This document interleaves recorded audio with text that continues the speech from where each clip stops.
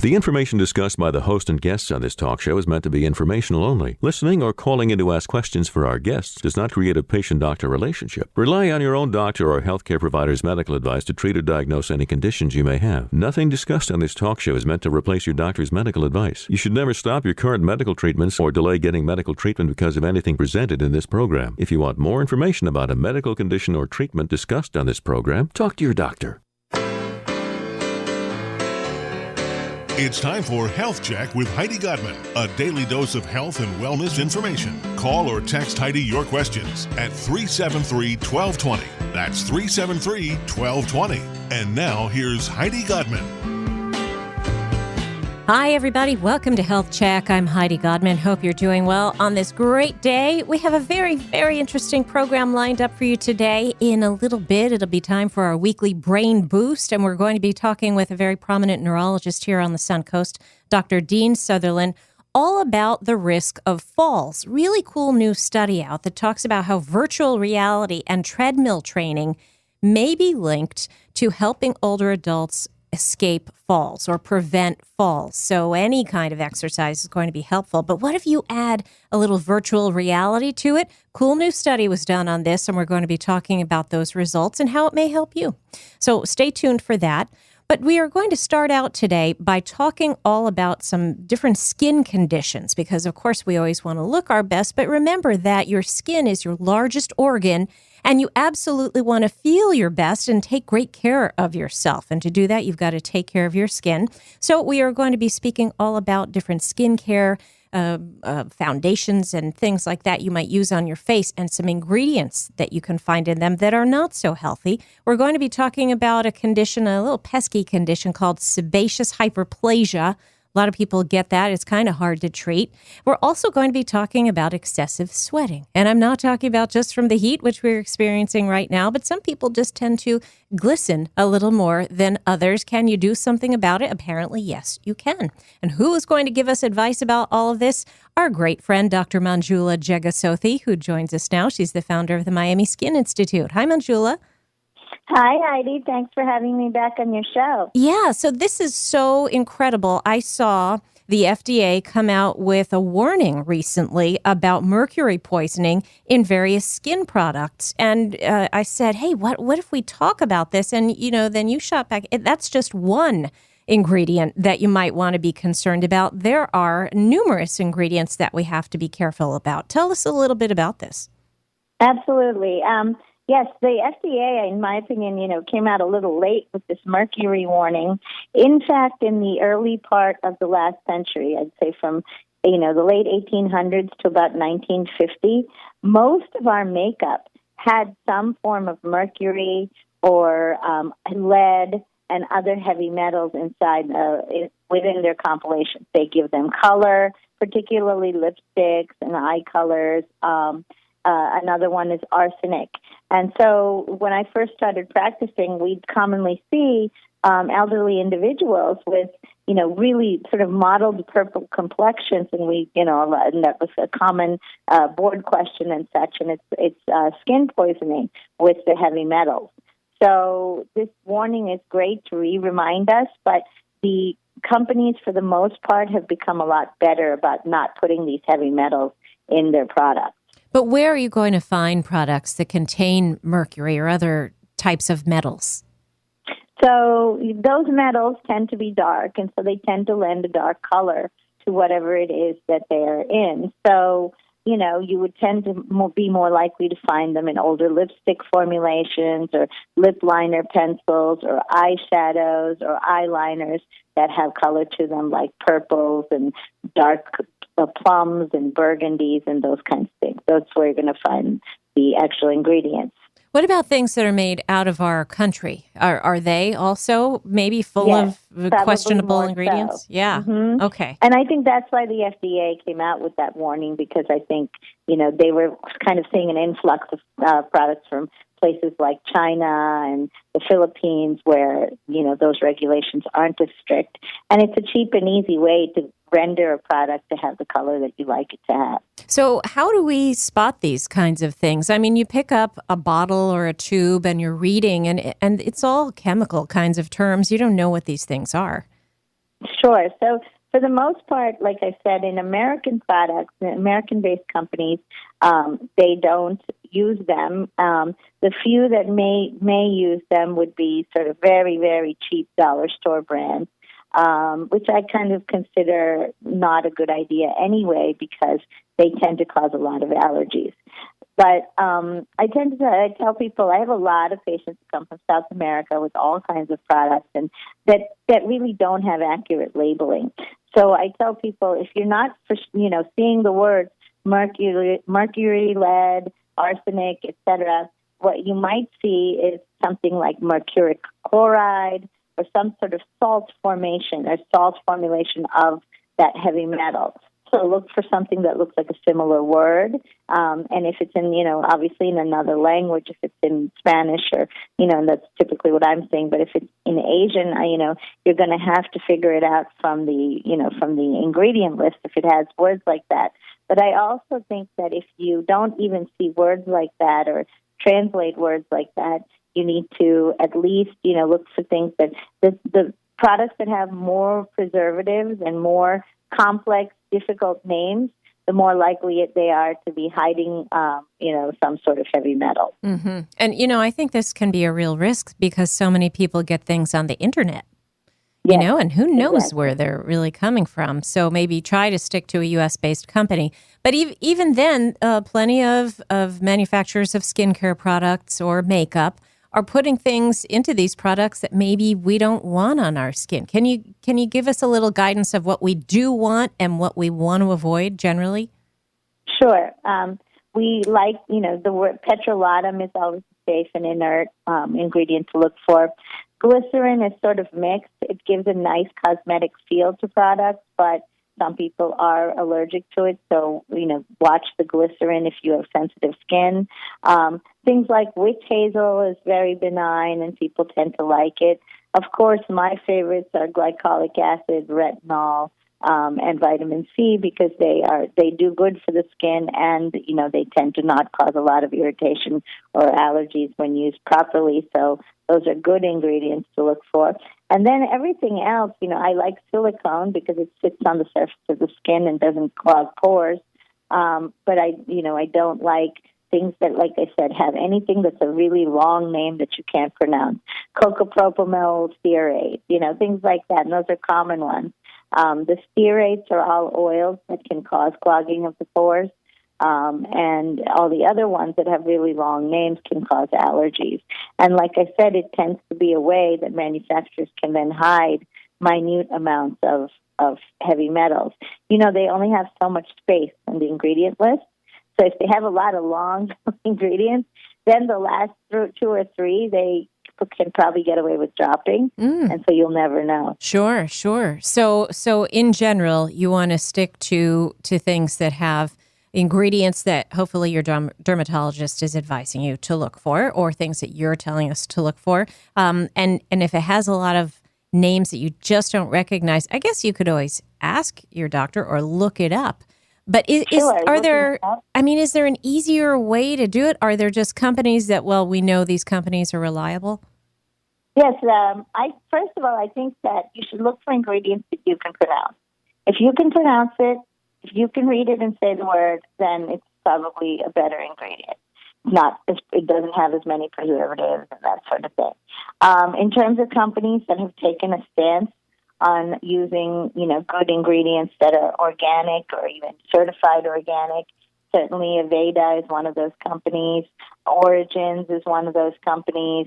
I think that, there are some newer companies that are trying really hard to use more botanicals and organic products, such as Peter Thomas Ross. I'm liking Dr. Carver's for men. It's a skincare line. That's kind of the new, Kiehl's, but in department stores. So, yes, I do think the American companies are trying harder to not only be more eco-friendly to the environment, but also to your skin. Terrific. All right. Well, there is so much more to talk about, but we need to take a quick break. So everybody, in the meantime, if you want to check out Dr. Manjula Jegasothy, you can go to MiamiSkinInstitute.com. This is Health Check with Heidi Godman on WSRQ. We'll be right back after this.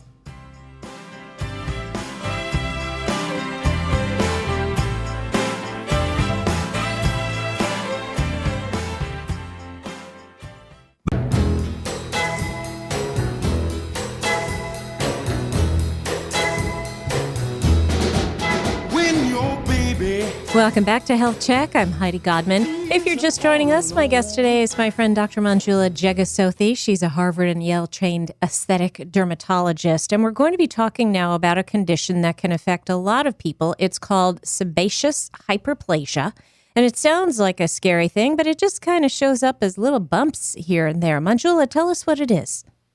Sure. Sebaceous hyperplasia is actually a very common thing. I mean, I think both you and I were discussing that we've each had it at some point in our lives. What they really are, they're little white, yellow, or pink bumps that are the size of the head of a pin, and they're caused by enlargement of normal oil glands in the skin. Now, why do these oil glands get enlarged? It's a couple of reasons. One is just that you're going through perhaps a hormonal phase where you're making a lot of oil, and so these glands get enlarged. Another reason might be that you're just, spending a lot of time in hot weather, and so you're sweating a lot, and so that's causing the glands to become a little bit enlarged.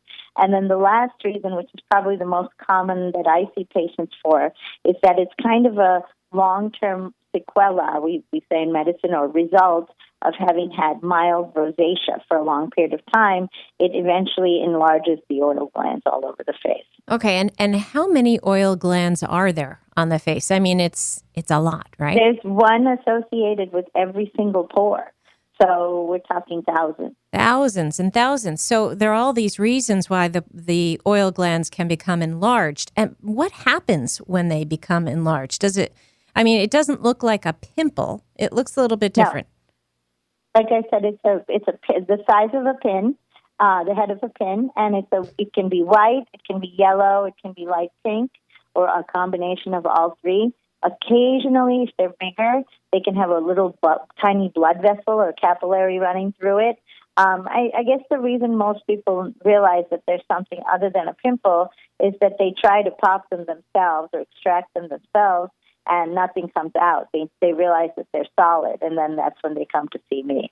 And so, I think popping any pimple is probably the worst thing you could possibly do. I think we all learned that as teenagers. Hopefully nobody does that. And it's not going to help now with this, as you're saying. So what can you do to get rid of it? So I actually do a procedure called hypercation. It's HYFRECATION, if you want to look it up. It's basically using a very low-energy cautery needle that just basically I touch to the lesion, and it almost evaporates it. It burns it like you would burn a little ball of grease. Okay, and then what is that doing to the oil gland? It's literally frying the oil gland in its own grease and its own fat and destroying its capsule. So it needs to be done very carefully by a properly trained, I think board-certified dermatologist, but someone who definitely is experienced with hypercation, and because it needs to be done only to a certain depth on the skin. You can burn them to the level of the epidermis where they're located, but you can't burn any deeper to the level of the dermis, or it will scar or hyperpigment. Yeah, basically they evaporate. They evaporate. Okay, so I was just going to ask, is it going to leave little white dots all over your face for people who have a lot of those? No, if done correctly, you will have a mild gray, kind of looking very thin scab for 2 to 3 days after the procedure, which then I tell people do not pick or slough or do anything with, just leave it alone. I give them a healing cream called Biafine, which is prescription. And then after that, they kind of self-fluff off in the shower and things like that. You don't even notice the scabs kind of coming off. They just do. And by 5 days, your skin is smooth and you don't have any scars or marks. So then you're not going to have it recur because you completely zapped that one oil gland too, right? Right. Well, I tell people that I tend to be careful. So, there might be 1 or 2 cells of it left. And so maybe in a period of a year to 2 years, that might come back.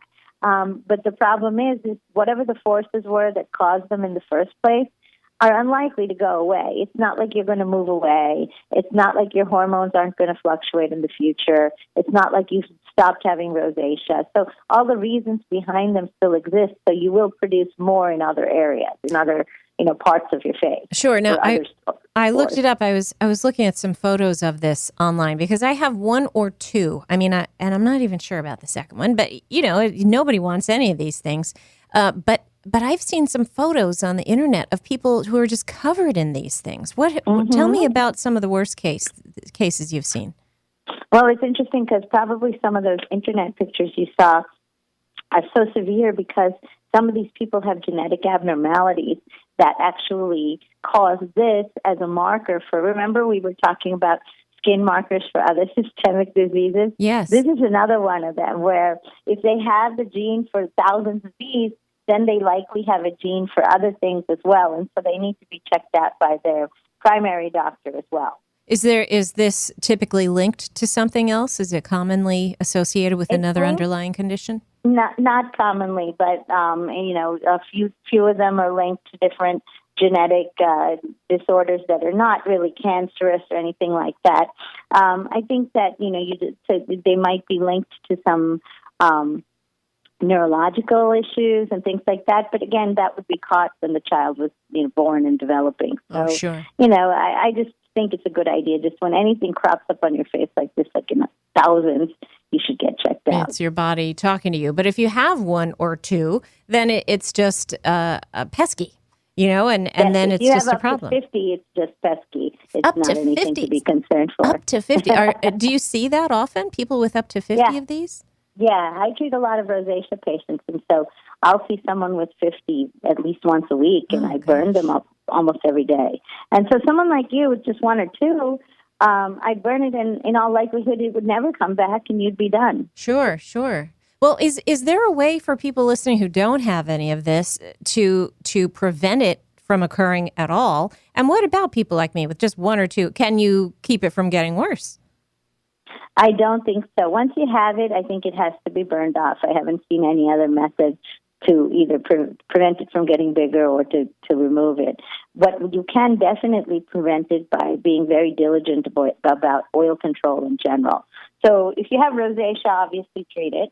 If you have it because of hormonal fluctuations, you can figure out if you need to get not necessarily hormonal replacement therapy, but maybe a mild testosterone gel or soy gel or something with your gynecologist. And if you just have one or two and it's oil related, as a lot of people have in Florida, I would say use a very good salicylic acid product like a cleanser, such as Neutrogena oil-free acne wash or Clean and Clear, and use that like a mask. So you put it on and wear it until it dries for about 20 minutes, once or twice a week, and that will be really good for oil control and make these coming out, sebaceous hyperplasia, much less likely. That's good. All right. So that's something everybody can try. What about, mentioning things that come in a tube, are there any things that you can put on sebaceous hyperplasia bumps if you don't want to do hyfrication or somebody can't afford it? I haven't found that any of the over-the-counter wart removers are very effective. They tend to sort of irritate skin in that area, and they tend to sort of erode the skin, and you might get even a little skin ulcer or whatever, and then the hyperplasia comes back because it comes from a deeper place than those over-the-counter methods can get rid of. That sounds a little scary anyway, using wart removal on your face. That sounds kind of tough. Right. I agree. What about some of the prescription creams? Are there any things like that can help? No, I haven't found that. There's been nothing in the literature, and this procedure works so well. Every single dermatologist has a hyfricator in their office, so it's standard of care. It's what we do. It works very well, and it's not been tampered with for my whole career. It's sure. What we do for it. Yeah, and it's been around a long time. But not every dermatologist has gone to Harvard and Yale like you have. Takes the special touch, and you also have a background with needles. Is that right? And I mean sewing needles. Yes, I always tell my patients that the reason I think I'm such a good person with fine motor work and handiwork, and why I inject such good Botox and filler, is because I spent hours every summer vacation with my grandmother, who was a wedding seamstress, and she taught me how to needlepoint and how to do fine embroidery and a lot of really fine handiwork. And my mother actually sewed sewed my clothes, and so I would help her do that. And so I think that all of that fine motor work has really helped me in my current practice. Yeah, so needles are sort of second nature to you. Yes. Absolutely. And tell us what else you do over there at Miami Skin Institute. Yeah, I think the latest thing that we've been doing that people really like is, I used to have to turn away patients who asked about cellulite for years and years. There was a different cellulite cream on the market almost every month in the past 2 decades. But now we're using radio frequency skin tightening lasers. I have a Viora. A lot of my peers have one called an Alma XL. A lot of my friends have one called Exilis. But any one of them is wonderful for smoothing cellulite now. And when you get one treatment, you will see your cellulite improve 20 to 30%, and it's permanent. I mean, you're not going to get that cellulite again. We're not talking like those LPG or massage machines where you have to go every week forever, and it looks a little better, but as soon as you stop the treatment, it comes back. This is not the case. It's a real treatment for cellulite, and it's the first that we've had, and it's only about 2 to 3 years old. Holy cow, that's going to be big news to a lot of people. All right, well, we're going to have to talk about that too. You'll have to come back and we'll chat about that. But we are going to keep talking to you about a different topic. We are going to take a quick break first, though. So everybody, please stick around. More with Dr. Manjula Jegasothy in just a minute. And in the meantime, you can check her out if you go to MiamiSkinInstitute.com. You can see all of the things she does and check out her background and lots of before and after pictures. Just very, very interesting to look at her website and see her interesting personal history there, too. You are listening to Health Check with Heidi Godman on WSRQ. We'll be back after this.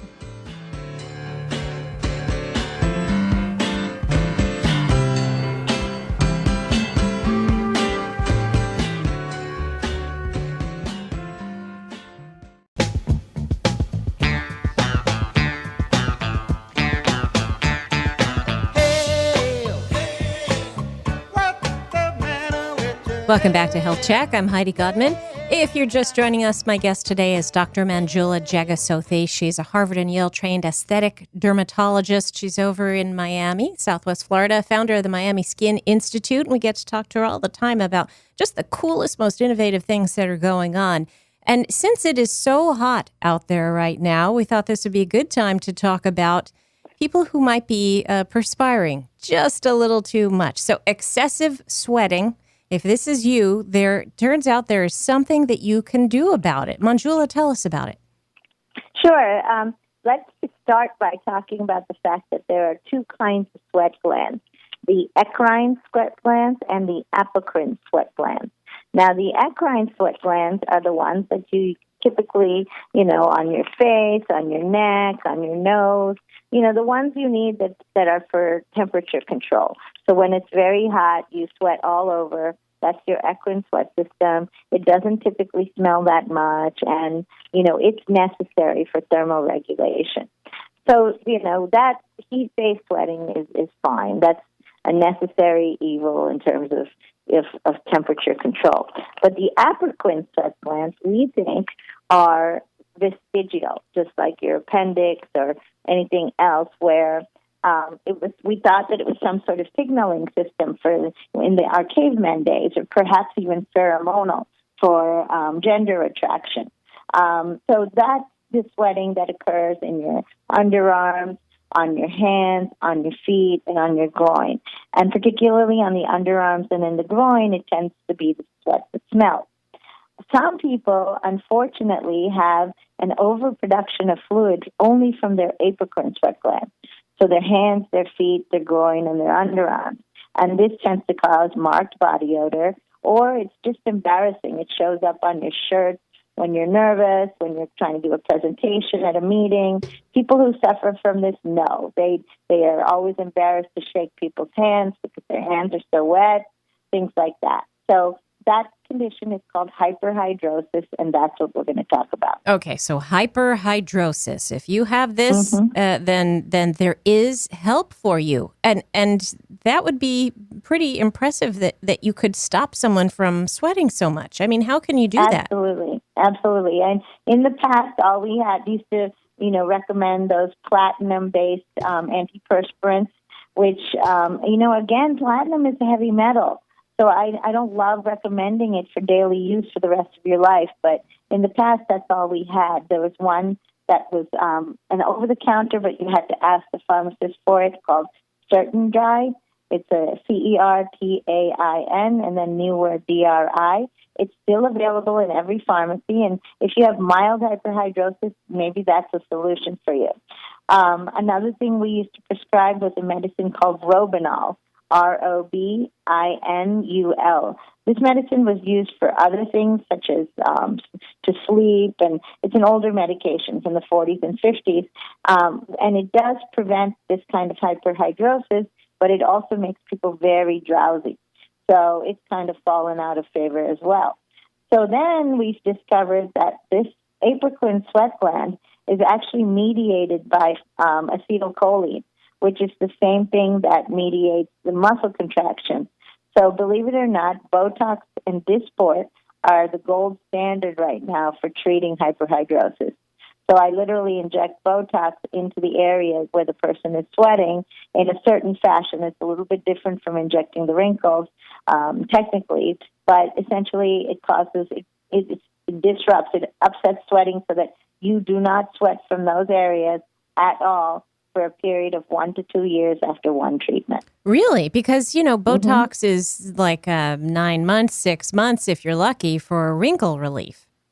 Right. It lasts a lot longer for sweating, and it's immediate. Like within 1 to 2 days, you notice you're not sweating at all anymore. And what I find is I've been doing it for about close to 7 to 8 years now, and each time I do it, it seems to last longer and longer for the individual. So typically I tell people it's about 1 year or maybe one and a half, and then the second time I do it, it's 2 to 3 years, and then often the third time I do it for the patient, it's permanent.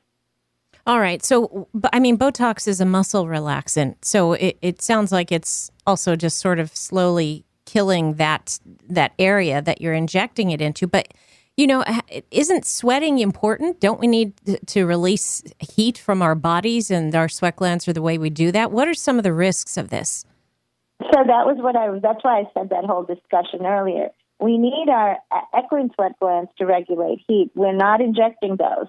In fact, it's contraindicated to inject Botox into the nose or the facial, sweating because of this. We need that sweating. We can't inject it into the neck for sweating. But for these apocrine places, such as the groin, the underarms, like I said, it's vestigial. It's a sort of we think it's some kind of K-man signaling system that we used to need that we don't need anymore. It does not regulate our heat in any way.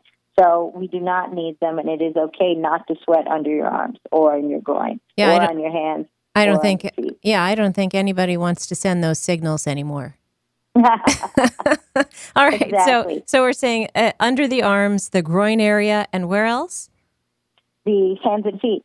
In the hands and feet. Okay. And then how much does something like that cost? Because I get Botox in the 11s, in between my eyebrows and my crow's feet and some of my upper brow.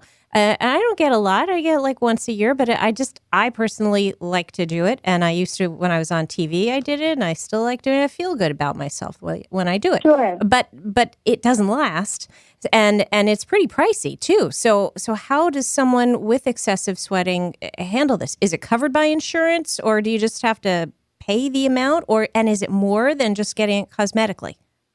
There are some doctors who will do the injections and submit it to insurance if the patient buys the Botox. So they write a prescription, and the patient has to pay for the Botox.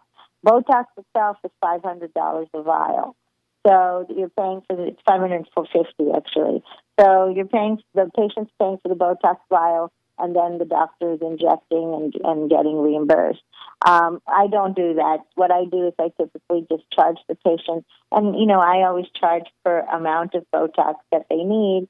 And I know from experience in the underarms, it's anywhere from $750 to $900 to do both underarms. And so people pretty much happily pay that because of how long it lasts. It lasts so much longer than in the face that they're kind of fine with it. Sure. How long until we can get something that's a little more permanent? I mean, you said after 2 or 3 treatments, it's been your experience that you've noticed that then it sort of solves the problem. Is there anything that's on the horizon that could just sort of zap this altogether? There are 2 things. There's actually a company called Revance, which is coming out with a long-acting Botox, botulinum toxin, which is in phase 3 of FDA trials, where on the 11th, as you mentioned, it actually is about a 6 to 8 month longevity in studies. If it's that much in studies, we're thinking it's going to be more like a year to 2 years in practice. So then on the underarm, your first treatment should last 2 to 3 years, and your second treatment might be permanent. So okay. that's on the horizon. Is a new Botox, a long-lasting Botox. A long-lasting Botox. And then the other thing is there's a new microwave technology laser called MiraDry. I don't know if you've heard of it. It's MIRADRI, and people can look it up. It hasn't caught on a lot just because people seem to be nervous about microwaving themselves, but the data seems pretty safe. Not a lot of doctors are doing it just because it's an expensive machine and it's hard to implement and that sort of thing. But that in the future might be something that is actually curative. We'll see. They have to improve the technology and all that, but that's in the future too, I'd say. It's already out there, but I don't think the results are good enough that I haven't gotten it yet. All right. I think I do better with Botox and I don't have to buy the machine, essentially. Right. All right. Well, very, very interesting. And I'm glad to know that there's something that people who have that challenge, that there's something they can do about it. Great information. And as always, everything you're telling us is so great and reliable. And I'm so glad that you share your time with us and carve out time to be here with us. If we want to know more about what you do, Manjula, how do we find out? Please, I would love for everyone to listen to all our past radio shows, too, on our new iTunes channel. You can search hashtag Heidi Godman on iTunes. You can search hashtag Health Check or Health Check with Heidi Godman. And, of course, you can also search with my name, Dr. Manjula Jegasothy or Miami Skin Institute. Fantastic. All right. Well, I want to say thanks so much for everything you're doing for everybody listening. Great to talk to you as always. And we'll talk to you again soon. Thanks again, Manjula. Thank you very much, Heidi. Have a great day. You too. All right, everybody. Bye. Again, if you want to check it out, it's miamiskininstitute.com. And you can find out more about Manjula Jegasothy, a Harvard and Yale trained aesthetic dermatologist. She is just into everything. She's amazing. Love her. All right, we are going to take a quick break. When we come back, we're going to talk to my great friend, Dr. Dean Sutherland. He's a prominent neurologist on the Suncoast, and he has some very interesting news about a really cool new study that addresses falls and fall prevention using virtual reality. This is Health Check with Heidi Godman on WSRQ. We'll be right back.